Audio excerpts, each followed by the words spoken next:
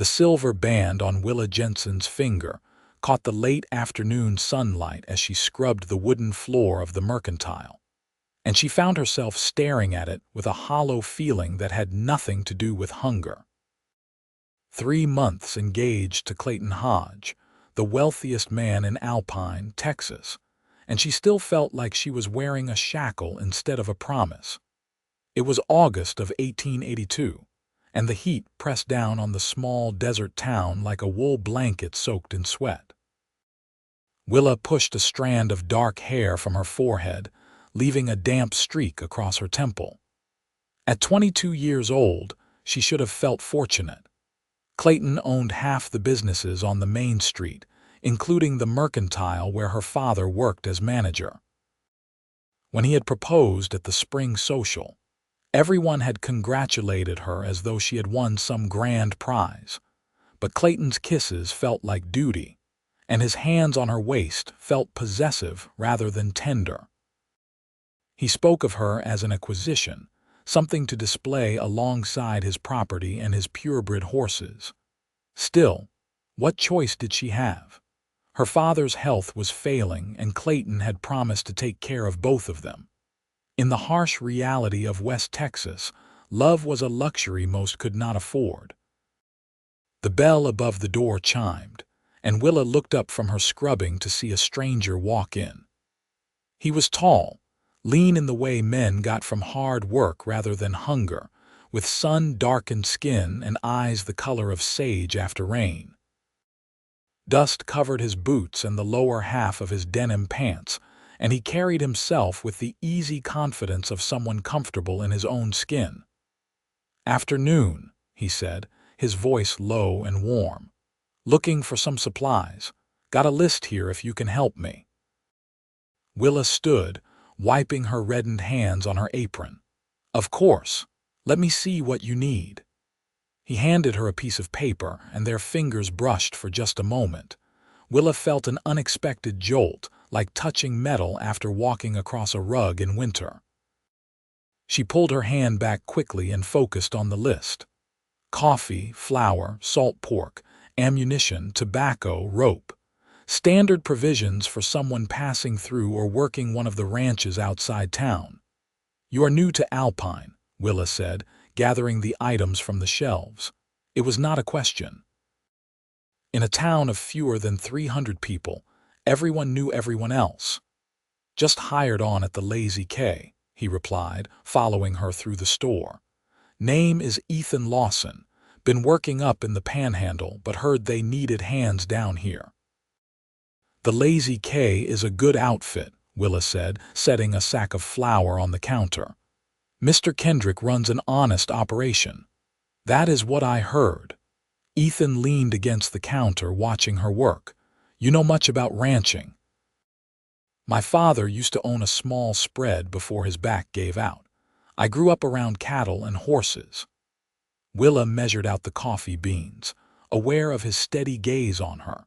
It made her nervous in a way that was entirely different from how Clayton's attention made her feel. "Then you know it is not easy work," Ethan said. "But it is honest." Willa nodded, tallying up the purchases in the ledger. "That will be $4.30. Ethan counted out the money, placing it carefully on the counter. As Willa reached for it, he noticed the ring on her finger. Something shifted in his expression, a flicker of disappointment so quick she might have imagined it. "Getting married soon?" he asked, his tone carefully neutral. "October," Willa replied, surprised at how the word felt like a stone in her mouth. "To Clayton Hodge, the man who owns this place." "Among other things." Ethan studied her face for a long moment, and Willa had the uncomfortable feeling that he could see straight through to all the doubts she kept carefully hidden. Then he nodded, gathered his supplies, and tipped his hat. "Thank you kindly, Miss Jensen. I am sure I will be seeing you around." After he left, Willa stood behind the counter, staring at the coins he had given her. Her hands were trembling, and she did not know why. She had spoken to dozens of cowboys and ranch hands over the years. There was nothing special about Ethan Lawson. Nothing except the way he had looked at her, like she was a person worth seeing rather than a pretty thing to possess. That evening, Clayton came by the small house Willa shared with her father on the edge of town. He arrived in his polished buggy, dressed in his usual pressed suit despite the heat. Everything about Clayton was polished and pressed, as though he was afraid that a single wrinkle might diminish his status. "Willa, darling," he said, barely glancing at her father who sat in his rocking chair near the window. "I have been thinking about the wedding. I want to have the reception at the Grand Hotel. Spare no expense. Everyone important from 3 counties should see what kind of celebration Clayton Hodge can provide." "That sounds very generous," Willa said carefully, "but perhaps something simpler would be more appropriate." "My father and I are simple people." Clayton's smile tightened. "You are going to be Mrs. Clayton Hodge. There is nothing simple about that. You need to start thinking bigger, Willa. Start acting like the wife of an important man." Willa's father coughed, a wet rattling sound that made her wince. "Some water, Papa?" she asked, grateful for the excuse to turn away from Clayton. "I have also been thinking," Clayton continued, ignoring the interruption, "that after we are married you should stop working at the mercantile. It is not fitting for my wife to be on her knees scrubbing floors." "I do not mind the work," Willa protested, "and my father needs me to help manage things." "Your father will be provided for," Clayton said firmly. "I will hire someone else to run the store.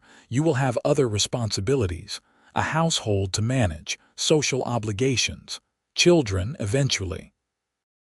The way he said it made it all sound like business transactions.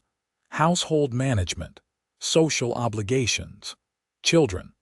Not a home filled with laughter, not friendships built on genuine affection, not babies created from passion and love. Just items on a list to be checked off, one by one. After Clayton left, Willa sat with her father in the growing darkness. They could not afford to light more than 1 lamp in the evening, so they sat mostly in shadow.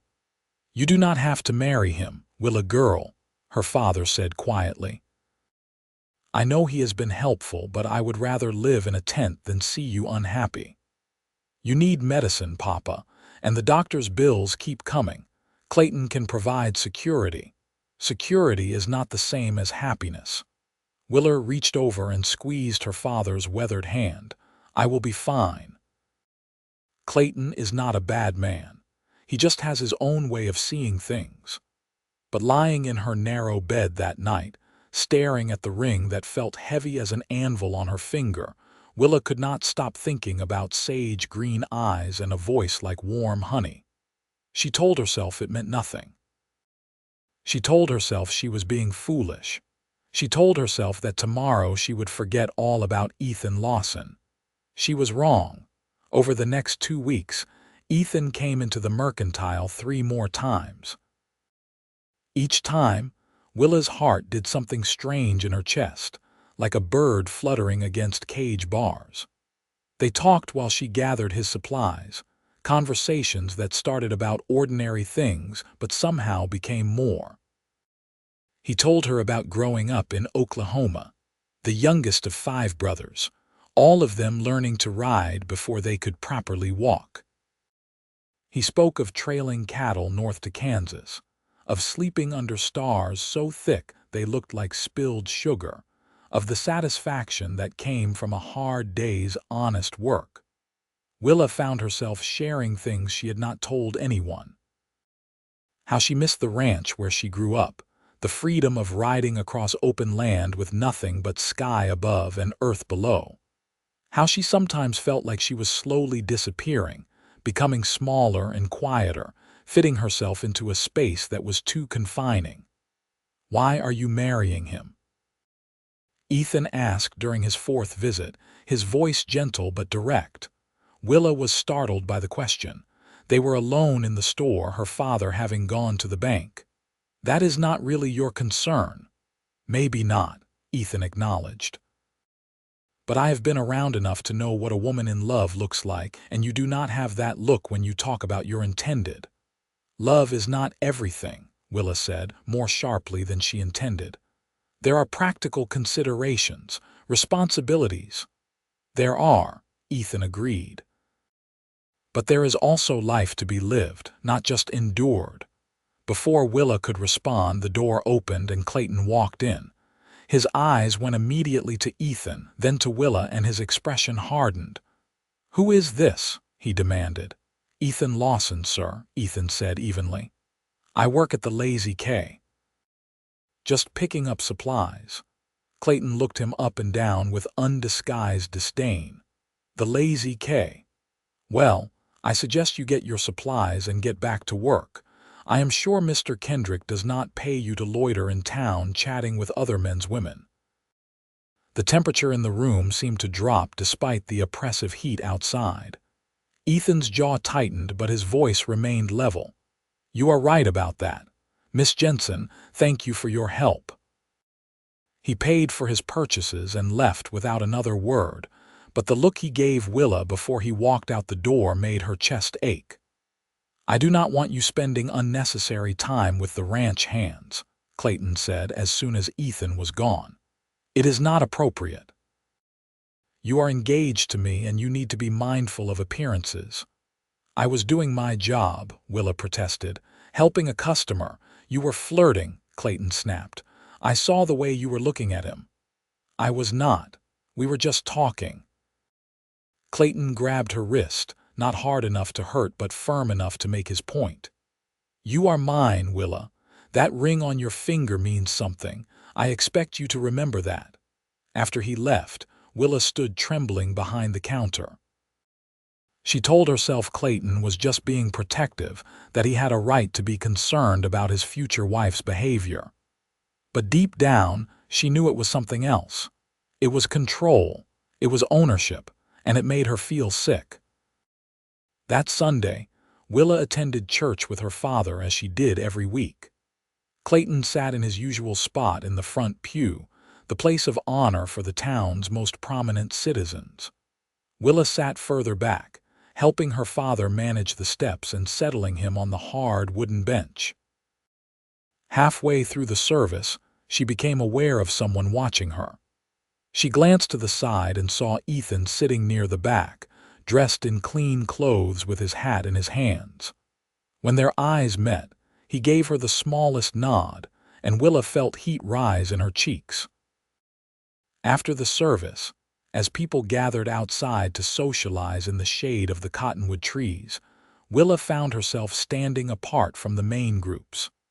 Her father was talking with some of the other older men, and Clayton was holding court with the banker and the mayor. She felt invisible and trapped all at once.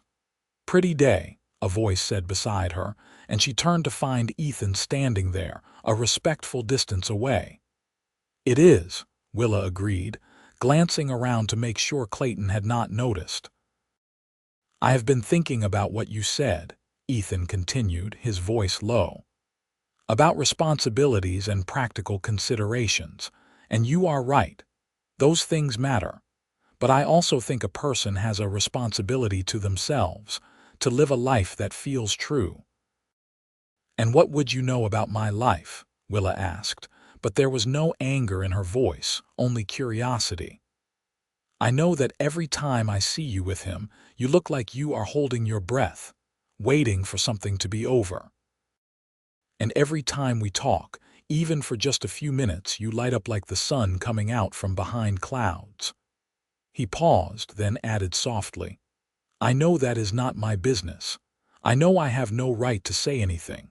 But I also know that if I did not say it, I would regret it for the rest of my life."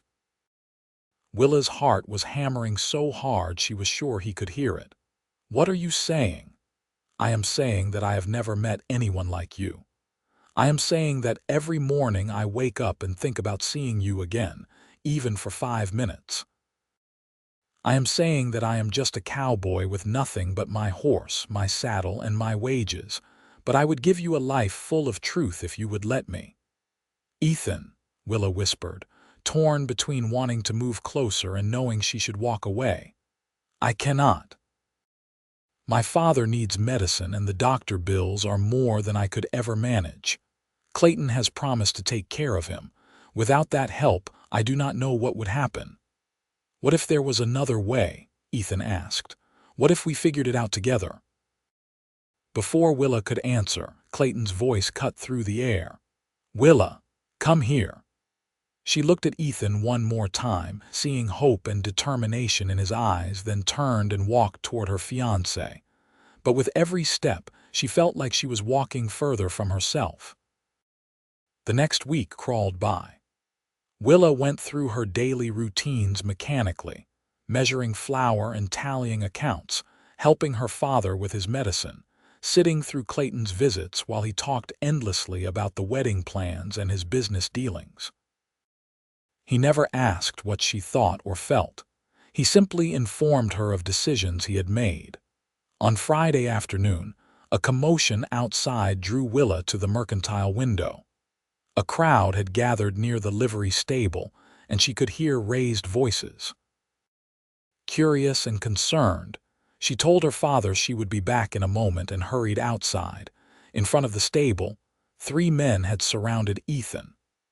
One of them was Clayton Hodge, Clayton's younger brother, a mean-spirited man who drank too much and enjoyed causing trouble. The other 2 were ranch hands who worked for Clayton, big men who did whatever they were told without question. "I hear you have been sniffing around my brother's woman," Calvin was saying, his voice loud and ugly. "That is real disrespectful." "I have been buying supplies at the mercantile like anyone else," Ethan replied calmly, though Willa could see the tension in his shoulders. "Nothing disrespectful about that." "You calling me a liar?" Calvin shoved Ethan's chest. Ethan did not move. "I am saying there has been a misunderstanding." "No misunderstanding. You need to learn your place. You are just hired help, and Willa Jensen belongs to a Hodge."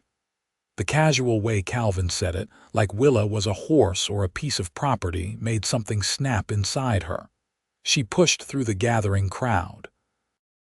"I do not belong to anyone," she said loudly, her voice shaking but clear. "And there is no law against common courtesy." Calvin turned to her with a nasty smile. "Well, if it is not the bride-to-be, does my brother know you are out here defending this saddle tramp?" "Your brother knows I work at the mercantile and help customers," Willa said, forcing herself to meet Calvin's bloodshot eyes. "All customers. Now I suggest you gentlemen move along before Sheriff Morrison hears about this disturbance." "Sheriff Morrison works for my brother, same as everyone else in this town," Calvin sneered. But some of the other onlookers were murmuring now, and he seemed to realize he was losing support. "Fine. But you watch yourself, Cowboy. Next time my brother might not be so patient." After the men dispersed and the crowd wandered away, Willa found herself standing alone with Ethan on the dusty street. "You did not have to do that," he said quietly. "Yes, I did." Willa was surprised by how angry she felt. "I am tired of the Hodges acting like they own everything and everyone in this town. I am tired of pretending I do not have my own thoughts and feelings. Willa." Ethan said her name like a prayer. "Come riding with me tomorrow, just for a few hours. Let me show you something." She knew she should say no. She knew it was improper and would cause talk if anyone saw them. But she also knew that she was suffocating, drowning in a life that felt less like living with every passing day. "Tomorrow is Saturday," she said slowly. "My father usually rests in the afternoon. I could tell him I am going for a ride. He knows I have missed it. Meet me at noon past the old Henderson place. There is a trail that leads up into the hills." Willa nodded, not trusting herself to say more, and hurried back to the mercantile before her courage failed. The next day, she borrowed a horse from the livery, telling the stable boy she wanted some exercise. Her father had given her a knowing look when she changed into her split riding skirt, but said nothing. He simply told her to be careful and to be happy. Ethan was waiting where he said he would be, sitting easy on a rangy buckskin horse. His face lit up when he saw her, and Willa felt an answering warmth spread through her chest. They rode in comfortable silence at first, following a narrow trail that wound up into the Davis Mountains. The desert landscape gradually gave way to higher elevation, and the air cooled slightly. Juniper and pinyon pine began to appear among the rocks, and Willa felt some of the tension she had been carrying for months start to ease. "I have been saving my wages," Ethan said after a while. "I am careful with money. In another year, maybe less, I will have enough to buy a small piece of land. Nothing fancy, but enough for a few head of cattle and a house. A real home." "That sounds nice," Willa said, meaning it. "I know it is not what Clayton Hodge can offer," Ethan continued. "No big house in town, no fancy receptions at the Grand Hotel. But it would be ours, built by our own hands, filled with our own choices." "Why are you telling me this?" Ethan pulled his horse to a stop at a flat overlook that gave a sweeping view of the valley below.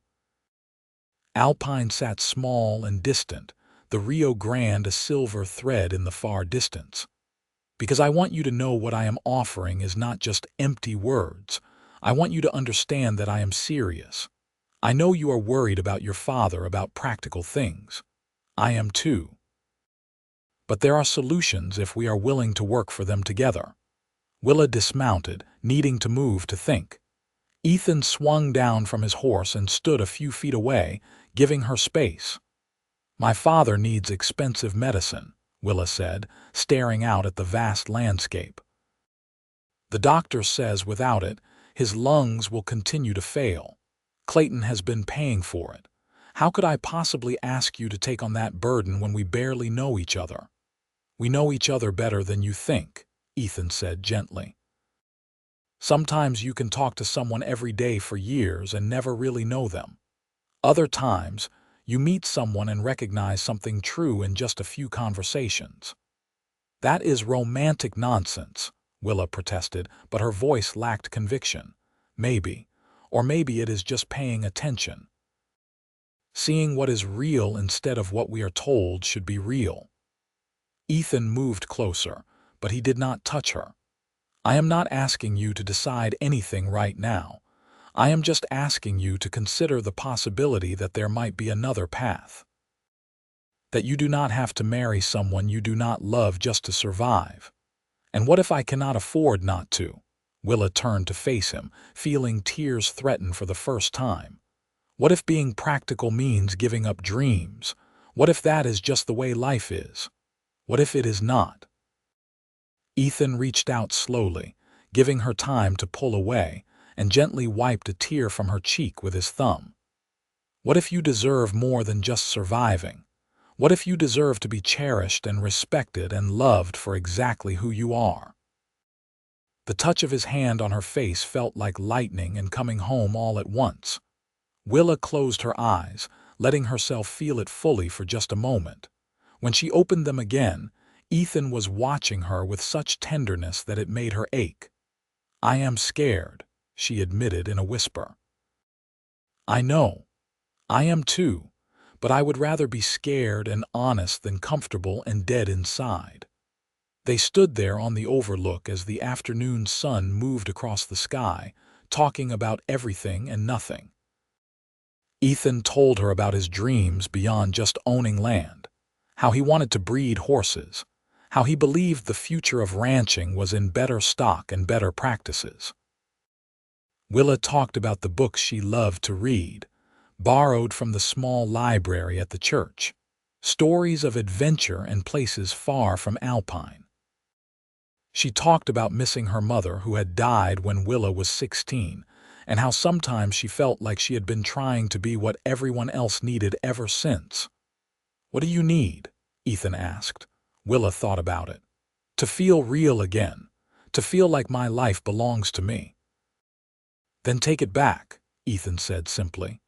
"It is yours. It always has been." When they rode back to town as the sun began its descent toward the western horizon, Willa felt different, lighter somehow, as though she had set down a weight she had been carrying without even realizing it. Over the next 3 weeks, Willa and Ethan found ways to see each other that pushed the boundaries of propriety, but stopped just short of outright scandal. They talked when he came into the mercantile, longer conversations now that Willa stopped worrying so much about what other people thought. They went riding twice more, careful to be back before anyone could question where she had been. They sat together at church, and Willa stopped sitting in Clayton's shadow. Clayton noticed, of course. He became more possessive, more demanding. He moved the wedding date up to September, claiming he saw no reason to wait. He insisted Willa come to his house for dinner, where he spent the evening telling her how she would manage the household, which social functions she would attend, which people were appropriate to associate with, and which were not. "I saw you talking to that cowboy again," Clayton said one evening, his voice tight with barely controlled anger. "I told you I did not want you socializing with the help."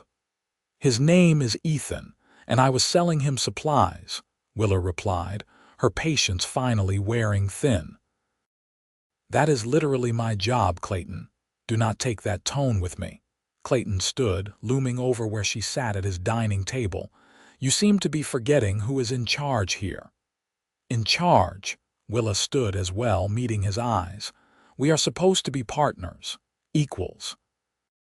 Not employer and employee." "A marriage needs leadership," Clayton said coldly. "The man provides and protects. The woman obeys and supports. Those are the natural roles." "Those are your roles," Willa said, her voice shaking but firm. "Not mine." Clayton's face flushed dark red. "You are being hysterical. I think you have been spending too much time working at the mercantile. It is clearly affecting your nerves. After we are married, things will be different. You will learn to appreciate the life I am giving you." That night, Willa lay awake for hours, the ring on her finger feeling like it was burning her skin. She thought about what marriage to Clayton would actually mean. Years and years of being told what to think, what to feel, what to do. Her spirit slowly crushed under the weight of his expectations and his need for control. Maybe she would learn to endure it. Maybe she would even forget, eventually, what it felt like to be truly alive. But then she thought about Ethan. The way he listened when she talked, really listened, like her words mattered. The way he asked her opinion and actually cared about her answer. The way he looked at her like she was a person worthy of respect and tenderness, not a possession to display. The way her heart felt full and light and right when she was with him. The next morning, Willa made her decision. She waited until her father had finished his breakfast, then sat down across from him at their small kitchen table. "Papa, I need to tell you something." Her father set down his coffee cup and studied her face. "You are not going to marry Clayton." It was not a question. Willa felt tears of relief well up. "No, I am not. I know he has been helping with your medicine, and I know we need the money, but I cannot do it, Papa. I cannot spend my life with someone who makes me feel small." "Good," her father said firmly. "I told you before I would rather live in a tent. We will figure something out." "I think I might have feelings for someone else," Willa admitted quietly. "Ethan Lawson, the cowboy from the Lazy K." Her father smiled, the first real smile she had seen on his weathered face in months. "I know. I have seen how you look when you come back from your rides. That is how your mother used to look at me. You knew I am sick, Willa girl, not blind, and I know what love looks like. That cowboy, he is a good man. I think so. I think he might be the best man I have ever met. Then you have my blessing. Now you just have to tell Clayton." That was the hard part. Willa spent the morning working up her courage, the ring heavy on her finger. When Clayton came by the mercantile at noon, as he often did, she asked him to step outside with her. "I need to talk to you about something important," she said, standing in the shade of the building's overhang. If this is about the wedding menu, I already told the hotel what I wanted, Clayton said dismissively. It is not about the menu. Willa took a deep breath and pulled the ring from her finger. Clayton, I cannot marry you. I am sorry. For a long moment, Clayton just stared at the ring she held out to him.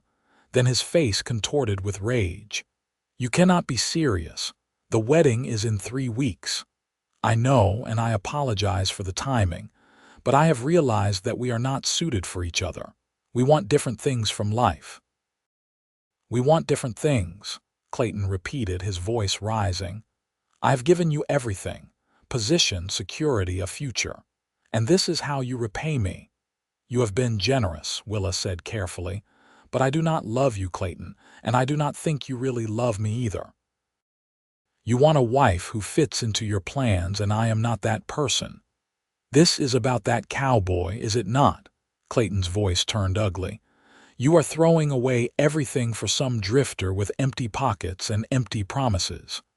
This is about me, Willa said firmly. About choosing a life that feels true instead of one that just looks good from the outside. If you do this, you will regret it, Clayton threatened. Your father will lose his job. No one in this town will hire you. I will make sure of it. Fear clutched at Willa's heart, but she forced herself to stand straight. If that is what you feel you need to do, but my answer is still no. I am sorry, Clayton. I hope you find someone who can give you what you are looking for. She placed the ring in his hand and walked back into the mercantile, leaving him standing alone on the street. Her hands were shaking so badly she had to grip the counter to steady herself, but underneath, the fear was something else. Relief. Freedom. The sense that she had just taken control of her own life for the first time in years. That evening, Clayton made good on his threats.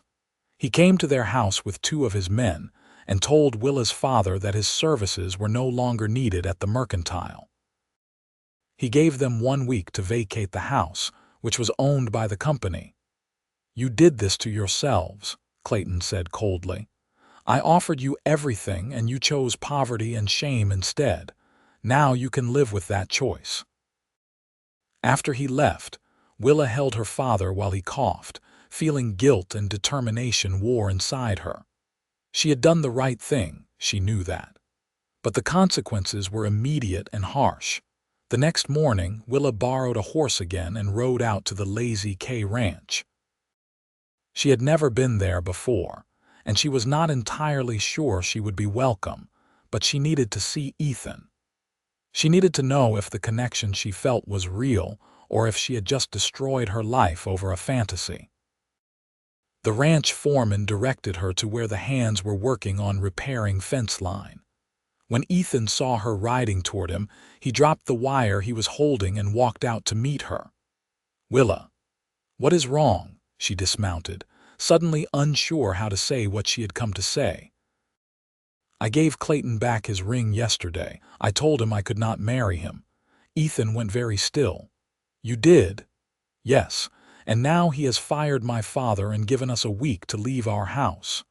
Willa felt tears threaten but forced them back. I am not here asking you to solve this.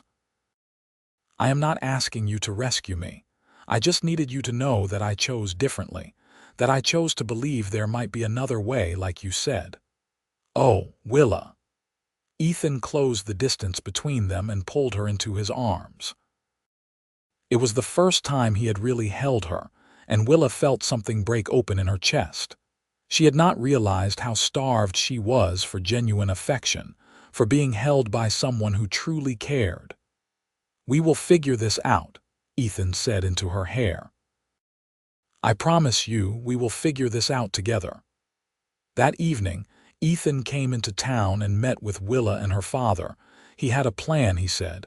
It was not perfect, but it was a start. He had been saving his wages, and he had enough to rent a small house on the edge of town, one of the old adobe places that needed work but was sound. It would be tight quarters, but Willa and her father could live there while they figured out the next steps. I cannot let you spend your savings on us, Willa protested. You were saving to buy land. I can save again, Ethan said firmly. And maybe we save together this time, but first, we make sure you and your father have a roof over your heads. What about his medicine? Willa's father asked, his voice weak but practical. That is the real cost. I have been thinking about that too, Ethan said.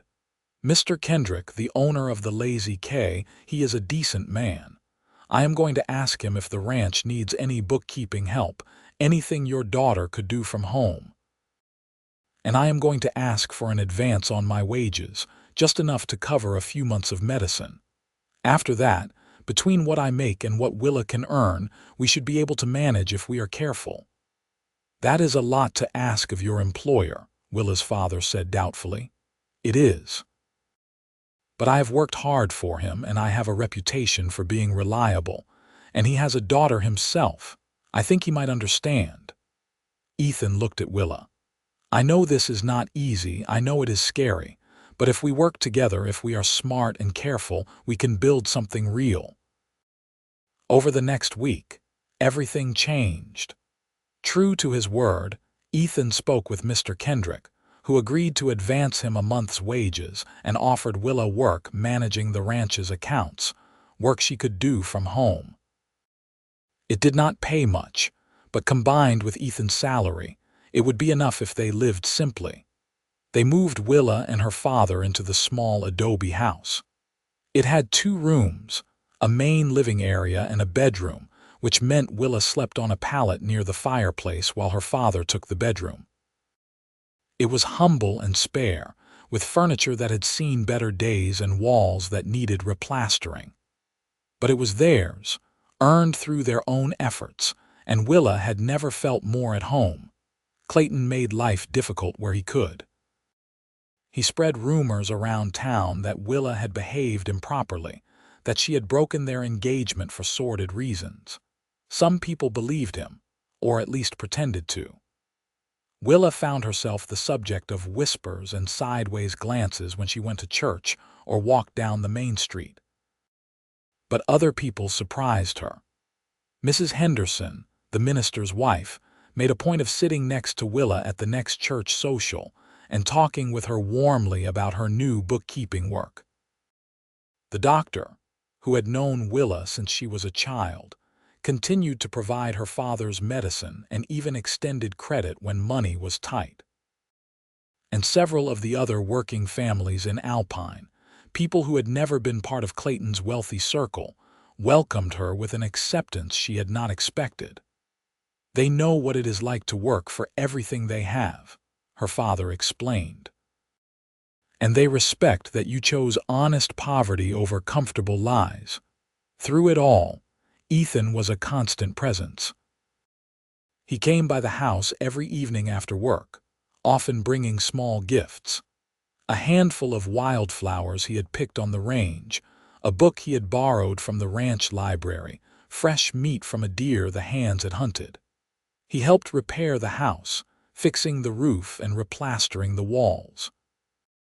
He sat with Willa's father in the evenings, playing checkers and talking about ranching and horses, and slowly, carefully, he courted Willa properly. They went on walks through town in full view of anyone who cared to look.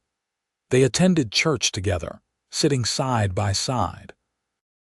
They rode out into the mountains on Sunday afternoons, but now Willa made sure people knew where she was going and with whom. There was nothing secretive or shameful about their relationship. It was honest and open and real. 6 weeks after Willa had given back Clayton's ring, Ethan asked her father for permission to propose. They were sitting on the small porch of the adobe house, watching the sunset paint the mountains gold and purple. I know I do not have much to offer yet, Ethan said, but I love your daughter. I love her strength and her honesty and the way she sees the world. I love how she cares for you and how she is not afraid of hard work. I love everything about her, and I promise that I will spend every day of my life trying to be worthy of her. Willa's father smiled. Son, if you can make my daughter smile the way you do, you are already worthy. You have my blessing." That evening, after her father had gone to bed, Ethan and Willa sat together on the porch under a blanket of stars so thick it looked like someone had scattered diamonds across black velvet. "I have something I need to ask you," Ethan said, his voice nervous in a way Willa had never heard before. "All right," she said, her heart starting to race. "I know we have not been courting long by traditional standards. And I know I am not rich or powerful or any of the things society says a woman should want. But I love you, Willa Jensen. I love you more than I thought it was possible to love another person. And I want to spend my life with you, building something real together." He reached into his pocket and pulled out a simple silver band. No stone or ornament, just clean, polished metal. "I know it is not fancy. I made it myself from a silver dollar, worked on it in the evenings after you and your father went to sleep. But I wanted you to have something that came from my hands, something that represents what I can give you. Honest work, true devotion, a life built on love instead of obligation." Willa felt tears streaming down her face, but they were tears of joy. "It is perfect. You are perfect. Yes, Ethan. Yes, I will marry you." He slipped the ring onto her finger, and Willa looked at it in the starlight. It was nothing like the ornate engagement ring Clayton had given her, but it was everything that mattered. It was real and simple and made with love. They were married 3 weeks later in a simple ceremony at the church. Willa wore her mother's wedding dress, carefully preserved and altered to fit. She had no attendants and no elaborate decorations, just wildflowers from the mountains arranged in simple vases. Ethan wore his best clothes, freshly cleaned and pressed, his hair neatly combed. Clayton did not attend, of course, and neither did many of the wealthy families in town. But the church was still more than half full. The ranch hands from the Lazy K came, dressed in their Sunday best. The working families who had welcomed Willa came. Mr. Kendrick and his family came, sitting in one of the front pews in a show of support that meant more than Willa could say. When Willa walked down the aisle on her father's arm, she saw Ethan waiting for her at the altar, and the look on his face took her breath away. He looked at her like she was the only person in the world, like she was precious beyond measure. Not because of what she could do for him or how she made him look, but simply because of who she was. The minister kept the ceremony brief and meaningful. When it came time for the vows, Ethan's voice was strong and clear. "I promise to love you, honor you, and cherish you for all the days of my life. I promise to work beside you, not above you. I promise to listen when you speak and to value your thoughts and feelings as much as my own. I promise to build a life with you where we both can flourish." Willa's own vows came from her heart. "I promise to love you with honesty and courage. I promise to be your partner in all things, sharing both burdens and joys. I promise to respect the man you are and support the dreams you hold. I promise to build a life with you based on truth instead of pretense." When the minister pronounced them husband and wife, Ethan kissed her gently, reverently, and Willa felt like she was finally, truly home.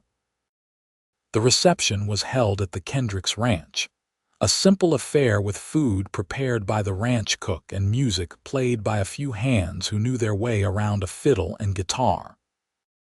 Willa danced with Ethan under the open sky held in his strong arms and felt happier than she had ever been in her life. "No regrets?" Ethan asked softly as they swayed to the music. "Not a single one," Willa said firmly. "This is real. This is right. This is what love is supposed to feel like." They spent their wedding night in the small adobe house that was now their home, Willa's father having insisted on spending the night at the Kendricks Ranch to give them privacy. It was nothing grand or fancy, just a small room with a bed and blankets, but it felt like a palace because they were together. Ethan was gentle and patient, treating Willa with a tenderness that made her feel cherished and safe. They took their time learning each other, and when they finally came together, it felt like the most natural and right thing in the world. Afterward, lying in Ethan's arms in the darkness, Willa understood the difference between obligation and devotion. This was what it meant to be truly loved, to be seen and valued and held by someone who wanted nothing more than your happiness. The months that followed were not easy. Money was tight, and they had to be careful with every penny. Willa worked long hours on the ranch accounts, and Ethan worked from dawn to dusk, managing cattle and fixing fences. They ate simply, mostly beans and cornbread and whatever meat Ethan could hunt. They wore mended clothes and went without luxuries, but they were happy. More than happy, they were content in a deep, abiding way. They worked together in the evenings, Willa at her account books while Ethan repaired tack or mended tools. They talked about everything, sharing their thoughts and dreams and fears. They made love with passion and tenderness, learning to please each other and finding joy in their physical connection. Willa's father's health remained stable with the medicine they managed to afford, and he seemed more peaceful now that his daughter was genuinely happy. He spent his days reading and whittling small figures from wood, and in the evenings he would tell stories of the old days to Willa and Ethan. As winter approached, bringing cooler temperatures to the high desert, Willa realized she was pregnant. She had suspected for a few weeks, but when the doctor confirmed it, she felt a mix of joy and nervousness. They were still so new to their life together, still figuring out how to make ends meet. When she told Ethan that evening, sitting at their small kitchen table over dinner, his face lit up like the sun breaking through clouds. "A baby," he said, his voice full of wonder. "We are going to have a baby in the spring," Willa confirmed, reaching across the table to take his hand. "Are you happy?" "Happy." Ethan came around the table and pulled her into his arms, lifting her off her feet and spinning her around. "Willa, I am beyond happy. I am blessed.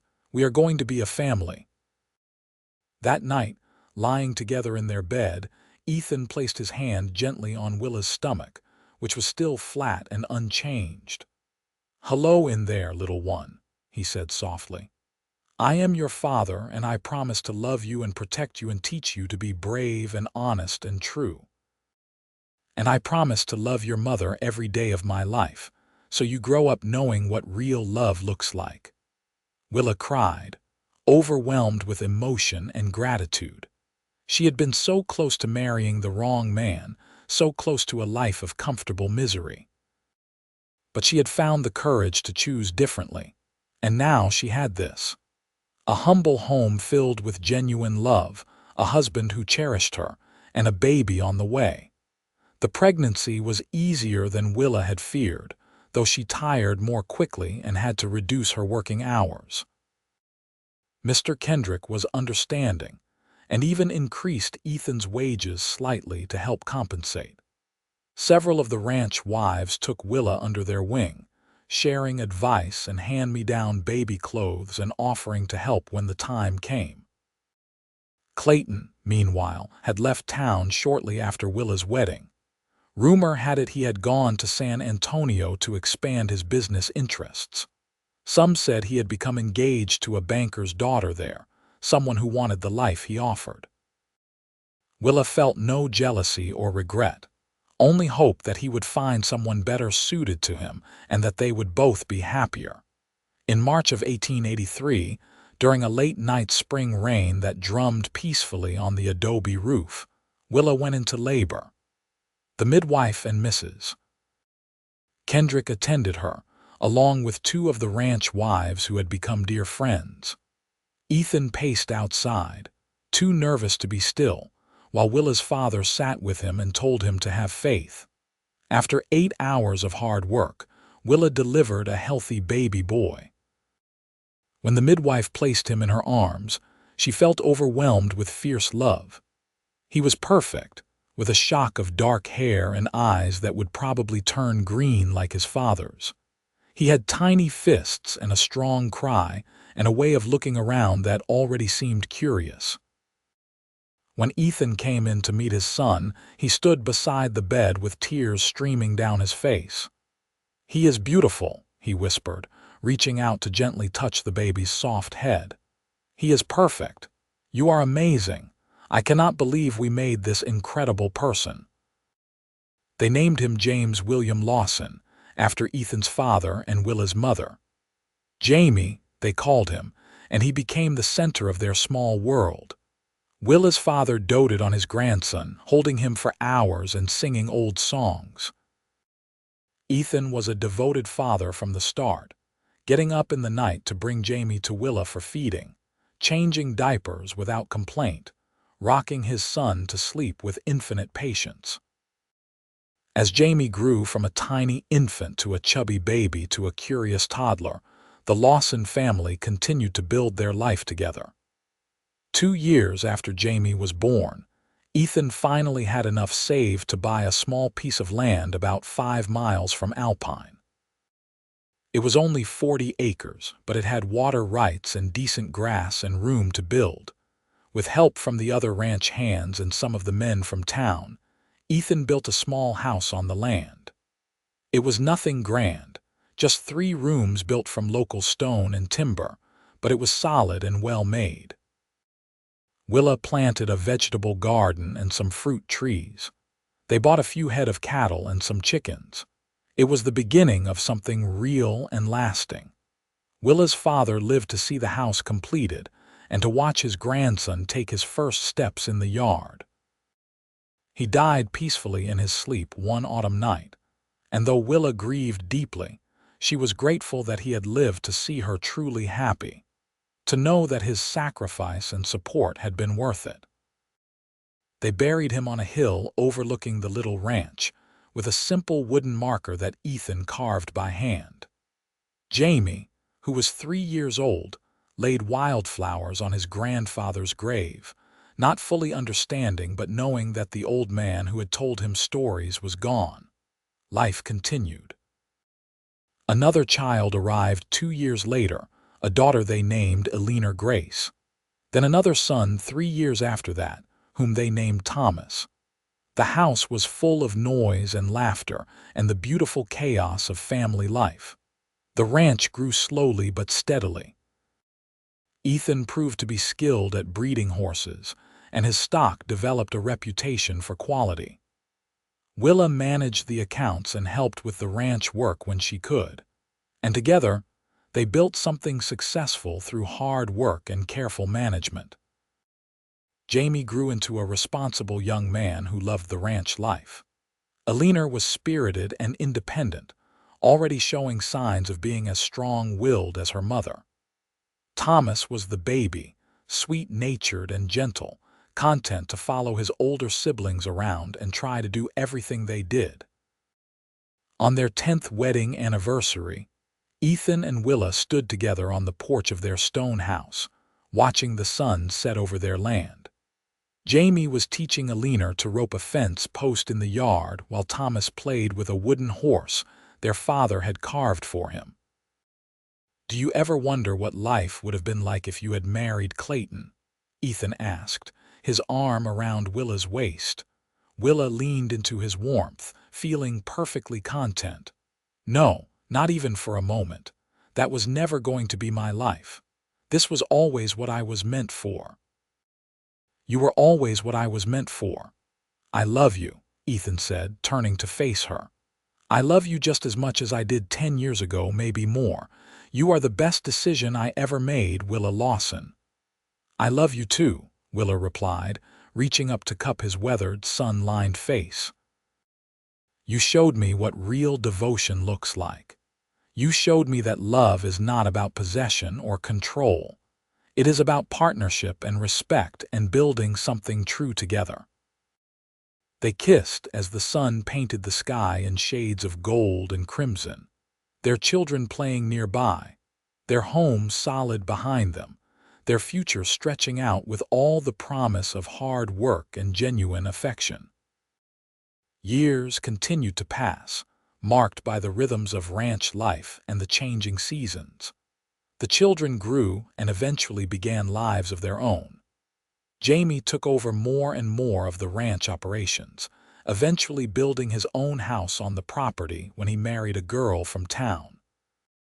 Alina, true to her independent nature, became a teacher in Alpine, helping to educate the next generation.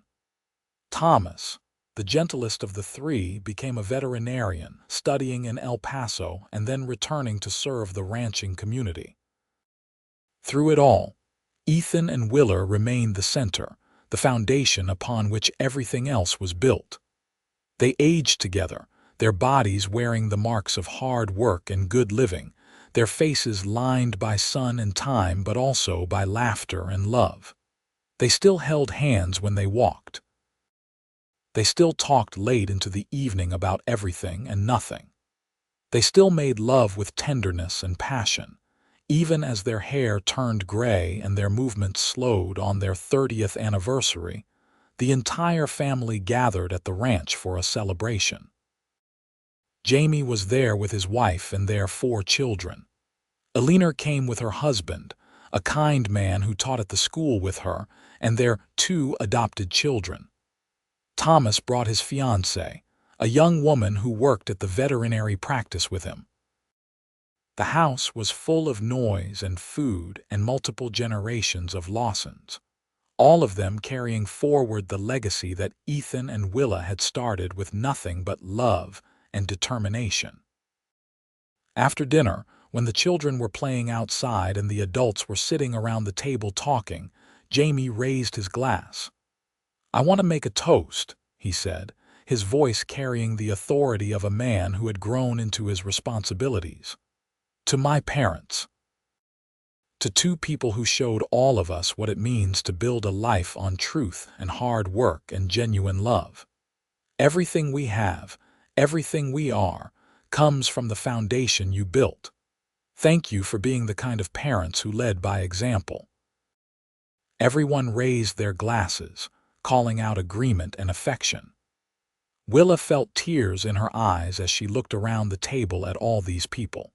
This family that had grown from her and Ethan's decision to choose love over convenience all those years ago. That night, after everyone had gone home or gone to bed, Ethan and Willa sat together on the porch as they had done thousands of times before. The stars were brilliant overhead, and the desert air was cool and sweet. "We did all right, did we not?" Ethan said softly, holding Willa's hand. "We did better than all right," Willa replied. "We built something real and lasting. We raised good children who became good adults. We loved each other well." "I would do it all again," Ethan said, turning to look at her. Even after 30 years, his eyes still held that same tenderness, that same devotion. Every struggle, every hard moment, all of it, because it led to this, to you, to us. "I would too," Willa said, leaning her head on his shoulder. "I wore another man's ring once, but you showed me what true devotion looked like. You showed me that love is not about grand gestures or expensive things. It is about showing up every day and choosing each other, over and over again." They sat in comfortable silence, 2 people who had built a life together through honesty and hard work and unwavering commitment. Around them, their land stretched out peaceful and productive, a testament to what could be created when 2 people truly worked together. As they finally stood to go inside, ready for bed after a long and joyful day, Willa took one last look at the stars and felt profound gratitude. She had been so close to settling for a life that would have slowly suffocated her spirit. But she had found the courage to choose differently, and that choice had led to everything that mattered. Inside their bedroom, the same room they had shared for nearly 3 decades, Ethan helped Willa undress as he always did, his touch still gentle and reverent. They climbed into bed together, fitting into each other the way only long married couples can, their bodies knowing exactly how to arrange themselves for maximum comfort. "Good night, my love," Ethan whispered, kissing her forehead. "Good night, my heart," Willa replied, her hand resting over his where it lay on her waist. They fell asleep as they had done for 30 years, wrapped in each other's arms, secure in the knowledge that they had chosen well and built something that would last not just their lifetime but would ripple out through generations. The simple silver band on Willa's finger, worn smooth by decades of wear, gleamed faintly in the moonlight that streamed through the window, a reminder of the promise that had changed everything. The ranch that Ethan and Willa built together continued to thrive, growing into one of the most respected operations in the area. Their reputation for honest dealing and quality stock spread throughout West Texas, and young ranchers often came to learn from Ethan's methods and wisdom. Willa's skill with accounts and management became equally renowned, and she served as an informal advisor to several other ranch families, particularly helping young wives learn to manage their household finances and ranch books. As they moved into their later years, Ethan and Willa became beloved figures in Alpine. They were the couple people pointed to as an example of what marriage could be when built on the right foundation. Young women facing difficult decisions about marriage often came to Willa for advice, and she always told them the same thing. Choose authenticity over security, because a life lived true to yourself was the only security that really mattered. In the spring of 1913, as Ethan and Willa celebrated their 30th anniversary, the town of Alpine threw them a party at the newly built town hall. It seemed like everyone in 3 counties came. The children they had taught, the families they had helped, the ranch hands who had worked for them over the years, all gathered to honor 2 people who had quietly shown what devotion and partnership looked like. The mayor gave a speech about the Lawsons' contributions to the community. Former ranch hands told stories about Ethan's fairness and skill. Women Willa had advised over the years shared how her wisdom had changed their lives. Through it all, Ethan and Willa sat together, hands clasped, occasionally exchanging looks that spoke of shared memories and deep contentment. When it was time for them to speak, Ethan stood and helped Willa to her feet. They faced the crowd together as they had faced everything in life. "We do not have any grand wisdom to share," Ethan said, his voice still strong despite his 70 years. "We just did what seemed right. We worked hard. We were honest. We treated each other with respect and kindness, and we chose love every single day, even when it was not easy." "Especially when it was not easy," Willa added, squeezing his hand, "because that is when it matters most. Anyone can love when everything is perfect. Real devotion shows up when things are hard, when you are tired, when you have to choose each other over and over again." The crowd erupted in applause, and several people were wiping their eyes. It was a testimony to a life well lived, a marriage well tended, a love that had stood the test of time. As the years continued to advance, Ethan and Willa slowed down but never stopped. They still walked the ranch every morning, though their steps were shorter and slower. They still sat on the porch every evening, watching the sunset paint the mountains. They still shared a bed, still reached for each other in the night, still found comfort and joy in each other's presence. Grandchildren became great-grandchildren. The ranch passed officially to Jamie, though Ethan remained involved in the major decisions. Willa taught Eleanor's adopted daughter how to keep accounts, passing on the skills that had served her so well. Thomas brought his veterinary practice to the ranch, building a clinic there so he could care for the family's animals and those of neighboring ranches. On a cool autumn evening in 1918, just after their 35th anniversary, Ethan had a stroke while working in the barn.